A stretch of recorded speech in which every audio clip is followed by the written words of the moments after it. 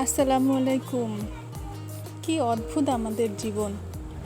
কাল পর্যন্ত যে মানুষটা আমাদের কাছে ছিল, আমাদের সাথে ছিল, আজ সে হাজার মাইল দূরে। যখন একটি মানুষের কাঁধের উপরে মহান আল্লাহ তাআলা